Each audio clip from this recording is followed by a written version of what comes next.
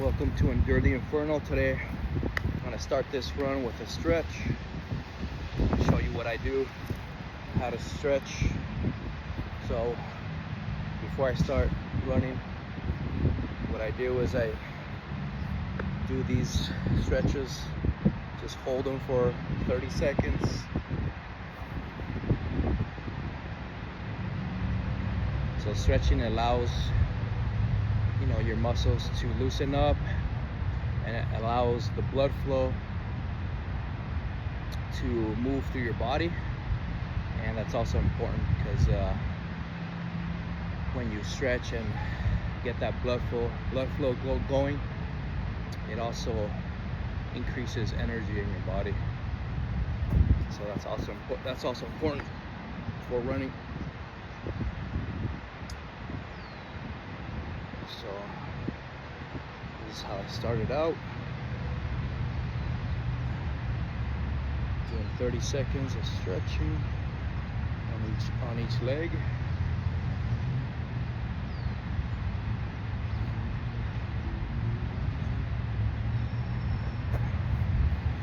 And then move to the back of the legs. So I reach down to the floor. Feel that stretch in the back of the legs.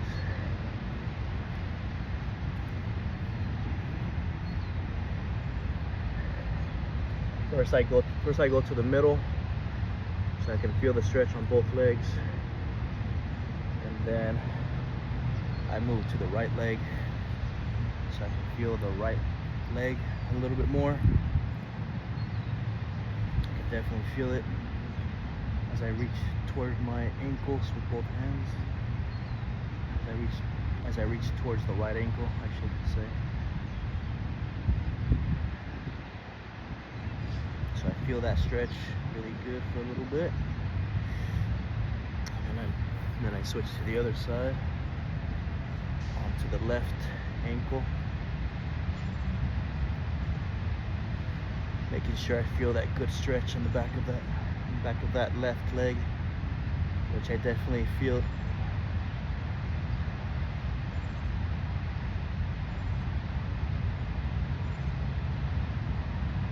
All right, and then after that, I do the calves.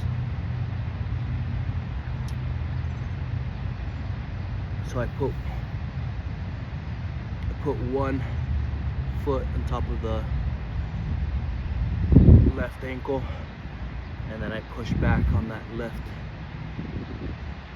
left leg through the ankle, pushing back, feeling the stretch on the calf muscle, on that left calf muscle, holding it for 30 seconds.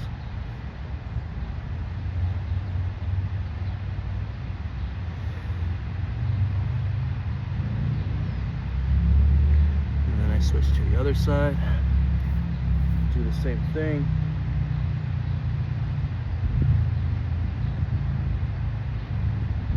Pushing back, making sure I feel a good stretch on that right calf muscle, which I'm definitely feeling.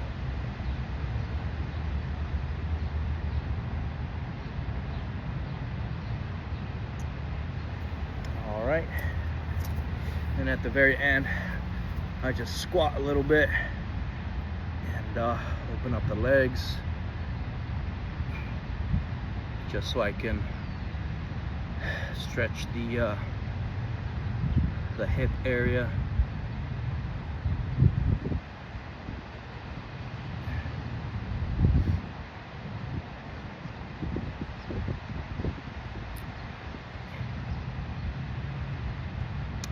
And then I also kind of like to do these where I put my knee out in front, knee to the back, and then kind of lunge forward. That also opens up the hips. And then if you push this way with one arm and then twist your body the opposite way, that also opens up the hips. You can feel it on on both sides of the hips.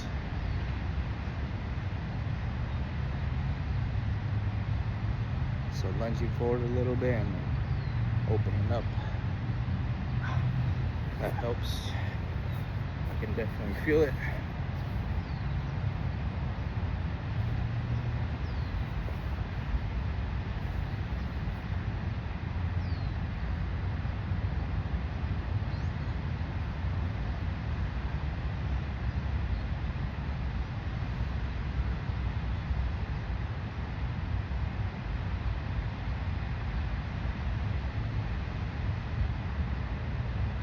All right, so that's my stretching routine. So now I'm gonna run a little bit, and then we'll end it with a meditation at the very end. So let's get to it. Let's run. Stay with me.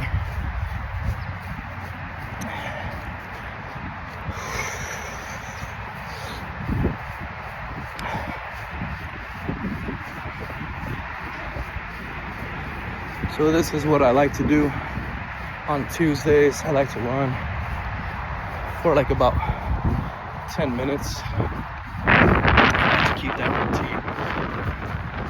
So if you can, try to make that a routine for yourself. You can do walking, you can do jogging, you can do running,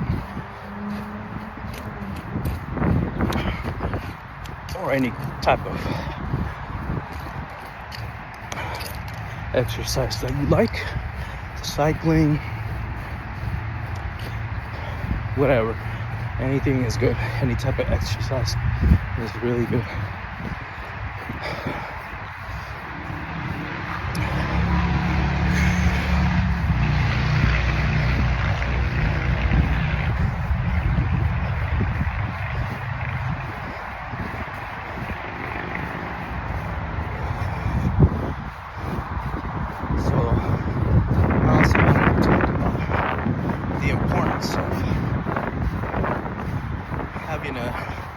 Having a hobby.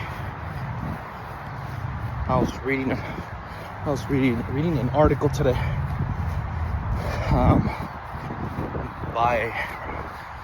written by a neuroscientist who was talking about the importance of having a hobby, and also having new hobbies.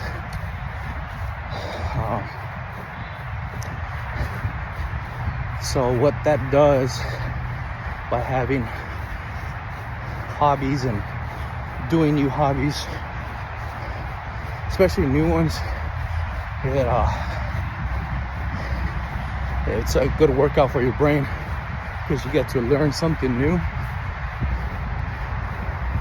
and there's a lot of benefits to that.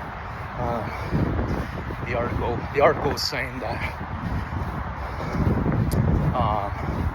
they did a study on older people, and they did they started a new hobby, and they did it for a few months, and then after they saw a really dramatic increase. I forget the percentage, but it was pretty good. I feel like it was around 30% increase in memory and just attention. Just they had really good results cognitively. So it's really good for the brain to have a new hobby. It was also saying that having a hobby makes people resilient, and it makes them enjoy life more. It kind of has an effect of just overall well-being. It was saying that it gives like hope and joy, and it's like almost like a protective mechanism from the everyday stresses of life and work. So all the stresses from personal and work life,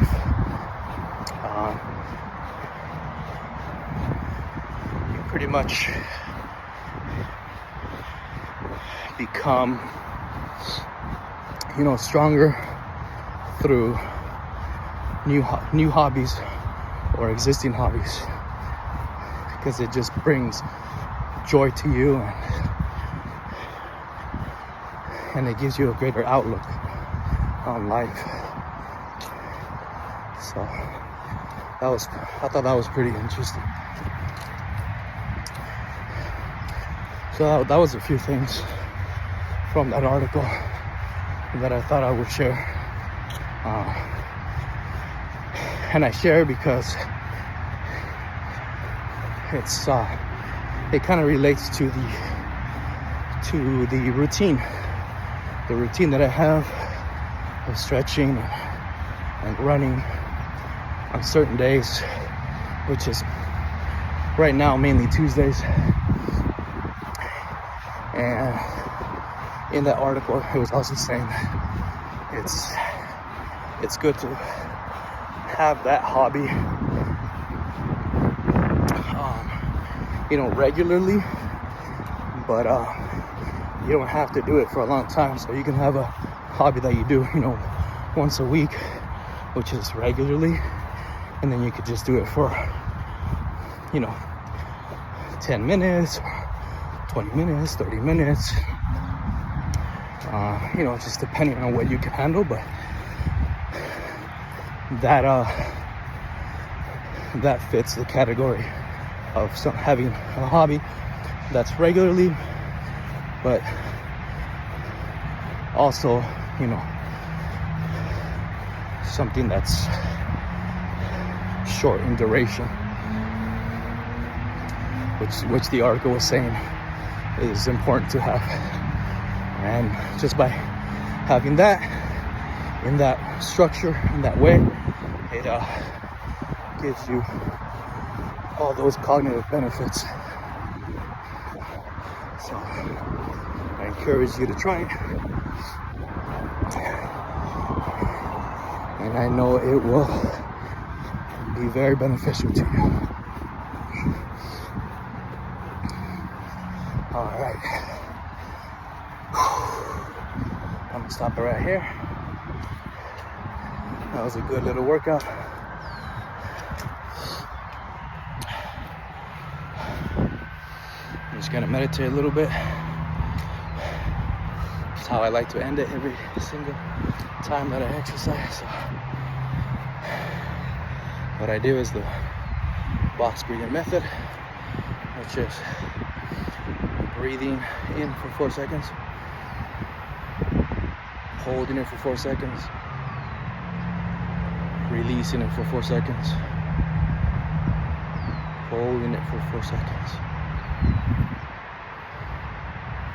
inhaling for 4 seconds, holding it for 4 seconds, releasing it for 4 seconds, holding it for 4 seconds, and just continue that cycle. All right, guys, hope you guys like this video. I encourage you to have a hobby, stick to a routine.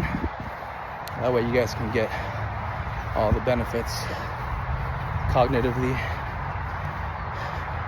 and physically. All right, guys, see you guys in the next video. Keep running.